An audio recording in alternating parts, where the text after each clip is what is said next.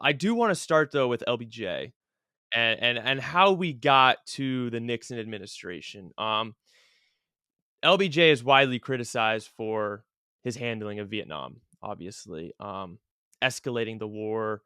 Obviously, we see public opinion turn violently against him in some cases. Um, what was the decision making process behind escalating the war originally? Where was Johnson's head at originally? Did he want the war? Did he want to escalate it? And then why did he end up escalating it? Okay, well, here you're going to have to let me preface what I say by saying that this is a very contested issue among historians. Lyndon Johnson's motivations are a complicated mix of politics and foreign policy, and so anything I say here might be seen differently by other historians who studied Johnson. I come down. The book I wrote on Lyndon Johnson was very much influenced by one of his national security advisors, Francis Bator. And Francis became something of a mentor to me in studying and thinking about Lyndon Johnson. And Francis's argument, which I ended up feeling quite strongly captured it, was that Lyndon Johnson was faced with a dilemma in July of 1965. Essentially, the North Vietnamese had decided to escalate the war. They believed that in the aftermath of the overthrow of Ngo Dinh Diem, the chaos in South Vietnam, the political instability, had provided them with a perfect opportunity to seize power. And they escalated. They sent troops. They got additional supplies from their allies, Soviet Union and China. I think they were determined to win the war quickly. And Johnson, I think in 1965, believed that he had a window of opportunity to enact many of his sort of far reaching domestic programs, but that if he were to lose Vietnam, he would suffer the same fate Harry Truman had suffered back in 1949 of the who lost China debate. Basically, that the politics of foreign policy and the perception of weakness on the part of the president, in particular a Democratic president, would allow his opponents to stop his domestic initiatives. So I think for a combination of reasons, and I place domestic politics fairly high along with foreign policy and not wanting to lose a country to the communists in the Cold War. I think the combination of those two led Johnson to the decision to escalate the war in response to the basically to the escalation of the war that North Vietnam had undertaken. So that's it. That's disputed by many. Some see domestic motivations only. Others see foreign policy motivations only. I see a combination of the two. I I I think that's a good point. Obviously, the Vietnam War is such a complicated, like you say, contested aspect of history. But especially when analyzing Johnson, such a complicated individual, um, his domestic agenda was the forefront of his political career. He had very lofty ambitions and goals in terms of his domestic policy. So I think excluding that when analyzing his motives would be folly. But do you think he really had a choice? Um, I think he did have a choice. In the sense the problem was that, like you say, his domestic motivations were extraordinary. I mean, he wanted to transform American life, both in civil rights and social welfare, and effectively he could have chosen some path that effectively let South Vietnam fall to the communists in 1965, and somehow tried to spin it in some way or another. I think if he had been, if in some ways, again, this isn't perhaps being fair totally to him, but I think if he had maybe had some, if he had listened to George Ball, who was in his cabinet, who said, "Look, we're going to go down the same road as the French. This is not going to work." Come up with some other solution, but he didn't really. Most of his advisors really backed it. Some wanted to go much more full in militarily. I don't think it was determined. I don't think it was a determined thing that was the only choice. But I do think that the odds, if you look back on it, the odds were very much in favor of escalation, given the values and ideas that most people had in 1965. Values and ideas. This is something that I've been thinking about a lot recently. I'm taking American foreign policy right now. I just read Kissinger's World Order like I mentioned. And that's sort of the relationship between idealistic, moral responsibility driven foreign policy and pragmatic foreign policy, and sort of the balancing relationship between these two. And I think, when you analyze Teddy Roosevelt versus Wilsonian, I know they always get contrasted. Roosevelt to me seemed a little more pragmatic when it came to foreign policy, and Wilson was obviously very much an idealist. Um, so I mean, at this time in the Cold War, communism is running rampant throughout the 20th century. From my understanding, the prevailing American position was containment. Eisenhower had his domino theory that if one nation falls to communism, others would follow. Did this sort of drive the decision making, the idealistic approach to communism, or was this strictly sort of a political decision? Yeah, again, I'm going to invoke my dear mentor, late mentor Francis Bator on this one. Francis understood that one of the things Johnson wanted was a sort of stability.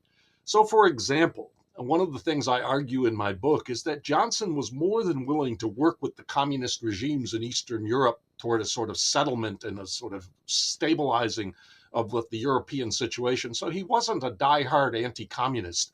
He basically accepted the idea that the Soviet Union and the United States were the two powers, that they had interests in both their regions of the world. The problem was in Asia, he was afraid that showing weakness in Vietnam would undermine everything else he was trying to do. That were South Vietnam to collapse, not only would it undermine his domestic achievements in the sense the Republicans would make a strong case against doing such domestic reforms in the midst of a defeat like Vietnam, but it would also undermine his attempts to come to a balance with the Russians because it would be seen as he's too weak and he's not standing up for America strong enough. And it would, in that sense, embolden hardline Cold War views at a time when there was actually a beginning of a thaw in the relationship with the Soviet Union in the 60s. So I'm not again this bit of a nuance, and not everyone accepts this about LBJ because he expressed himself often in very crude ways, and people see it very differently. But I do think there was more of a nuance in his understanding of the communist position in the world. Yeah, for sure.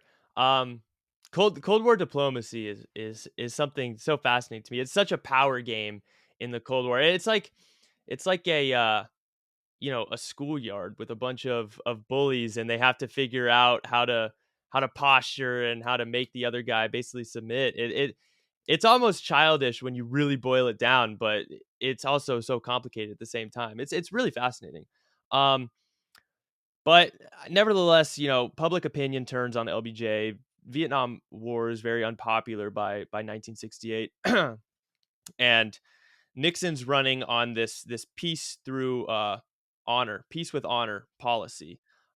He brings on Henry Kissinger to his team as his national security advisor. What exactly was their goal in Vietnam? Did their policies differ from Johnson in any way? What was basically their platform that they were trying to achieve? I think what Richard Nixon was trying to achieve was what Dwight Eisenhower got in Korea. I think he was trying to achieve something of a stable situation that allowed South Vietnam to survive, but getting the Americans out and stopping the war. So I think he hoped for stabilizing and preserving an independent South Vietnam. If he didn't get that, if he couldn't get that, I think what he was looking for was a decent time span between the time the United States could negotiate something with the North Vietnamese and get out, and when the North Vietnamese eventually took South Vietnam, what so-called decent interval idea. So I think in both cases, John Nixon had a fairly he wanted out of Vietnam in part because he had other grander goals in foreign policy. He wanted to deal with the Russians. He wanted an agreement on nuclear weapons. He wanted to ultimately, he wanted to use China, develop relations with China. So I think Vietnam, in that sense, was a nuisance in part, but he also realized how important it was to the American people. So he wanted at least something that he could salvage in Vietnam. And this is something that I think is is hard for some people to accept, because of course, if you lost someone in Vietnam, you want it to be meaningful. But in the end, I think Nixon thought it had been a colossal waste, and so that we should have made. He was trying to figure out a way to get out of it with some degree of respect for the United States. Yeah, nuisance is a good word for it. Probably trivializes it too much, though, Jake. I think what I'm getting at is that he did have these larger objectives. He wanted to play the great power game with the Russians and the Chinese, and Vietnam to him seemed a distraction from that. Yeah, for sure. And also, he was handed such a difficult situation. Like you said, he wanted to salvage it, and he ran so hard on ending the war, peace through honor, that 2 episodes ago I had on Keith Saliba, and we talked about this very thing with the Vietnam War and Nixon's Vietnamization and sort of the conclusion of the Vietnam War. And his sort of argument was that the war was completely winnable, especially with the policies that Nixon and Kissinger were pursuing. But because the war was so unpopular and because Nixon was so determined to end the war, that they sort of rushed the ending, and they kind of had to make the best of a bad situation. I think that's partially true. I'm not sure how winnable the war was.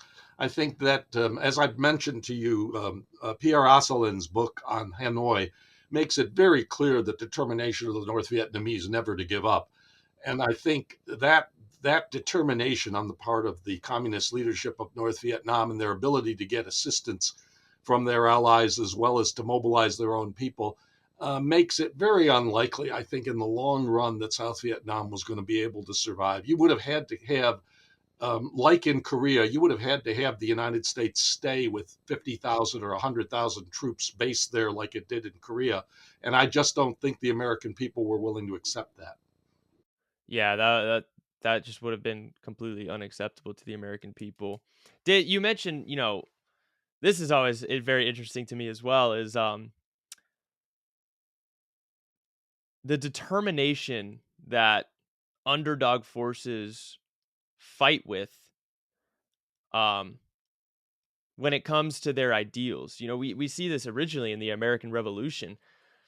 The Americans are fighting with these ideals. They're fighting for independence, and they're fighting the greatest military force in the world.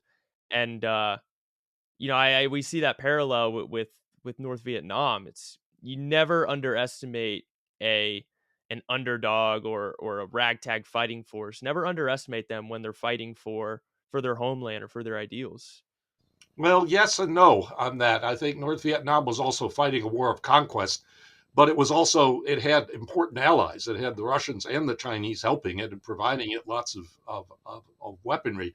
But I think the North Vietnamese soldier felt that he was fighting against foreign invaders. And so, in that sense, the communist leadership of North Vietnam was able to sell the war to its people. Although, we now know it was not an easy thing. I mean, they really did suffer enormously, and many of their people, I think, would have been more than happy with a peace settlement much earlier. But the leadership in Hanoi was absolutely determined to win that war. Yeah, the leadership. Yes, this may be a difficult question to answer. Maybe if you haven't, which I haven't, read any memoirs or anything from Vietnamese like average soldiers. But how much do you think that the average Viet Cong soldier, North Vietnamese soldier, really believed in communism, or what was this, like you said, kind of a war of conquest? Well, the classic book coming out of North Vietnam is Bao Nin's Sorrow of War, and that is a wonderful book to read.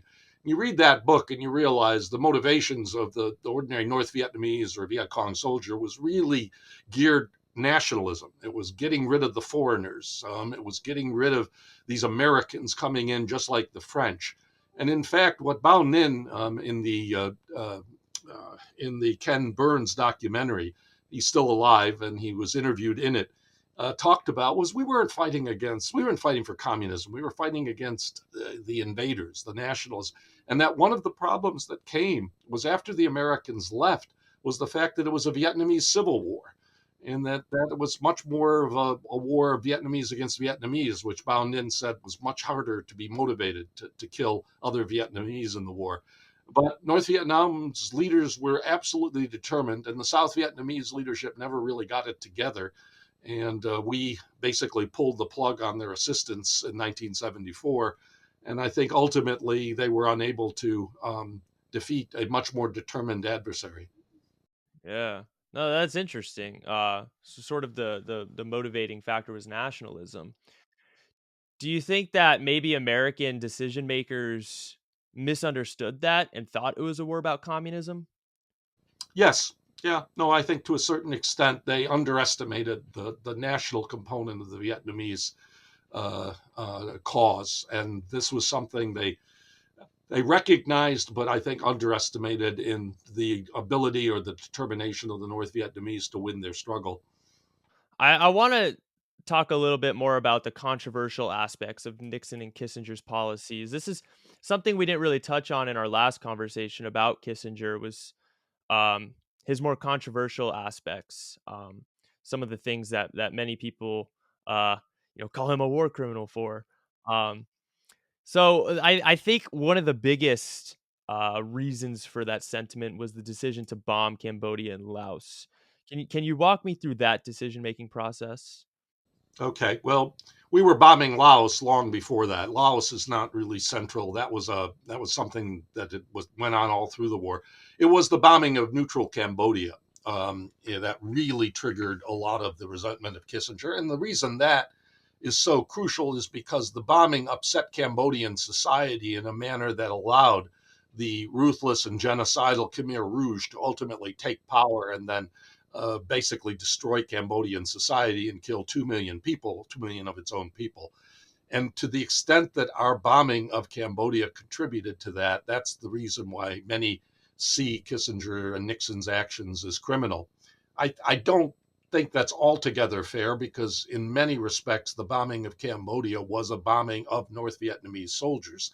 And the North Vietnamese had occupied large sections of eastern Cambodia in order to launch attacks on South Vietnam. But it's still tragic, and what happened to Cambodia is still tragic. The manner in which Kissinger and Nixon went about it, trying to keep it secret from the American people, also, I think, encourages this sense that it was illicit. One of the reasons they were keeping it secret was because they knew there would be protests against it. And in that sense, when it was finally exposed, of course, there were protests, of course, against it. But I think in military terms, what Nixon and Kissinger were doing was not something that I think is out of bounds or in some sense illegal. They were bombing North Vietnamese troops who were killing American troops. So, in a sense, it's not. I don't find it as compelling an argument against Henry Kissinger as others do. Was that one of the things that were exposed in the Pentagon Papers? No, the Pentagon Papers were about the Johnson administration's policies and the Kennedy and Nixon. The Pentagon Papers, the intriguing thing about the Pentagon Papers is even though Nixon and Kissinger tried to stop their publication, the papers themselves said nothing about them. They were all about going back to Truman, Eisenhower, Kennedy, and Johnson, and that's the interesting thing is they were trying to stop it because there were sort of secret materials in those considerations. But it also, I mean, the main reason was that the Pentagon Papers were so explosive as an issue was because they seemed to indicate that American leaders deliberately deceived the American public about the war and the escalation of the war, and that was what they were concerned with. And I think it also set off a chain reaction that would lead to Watergate. Yes, it did. Yeah, I think you can make that case because then, Nixon was afraid of leaks. He appointed his plumbers. They broke into what was his name? Daniel Ellsberg. Ellsberg's Dan psychiatrist's office. Yeah, Daniel Yeah. Daniel Ellsberg's psychiatrist's office and got the papers and then his plumbers and those sort of They were trying to discredit Ellsberg as a source by showing that he had yeah. psychiatric problems. But this Yeah, was yeah. ultimately it was one of the more serious offenses compared to the others in Watergate. Yeah, for sure. Which, sort of a blunder on their part. We saw how that played out. But I mean, going back to the Khmer Rouge, the rise of Pol Pot,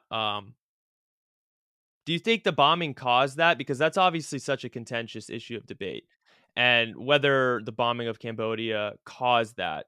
But there's also, the counter argument, which in principle I tend to land on is, it sort of takes away the agency of those people, blaming American involvement.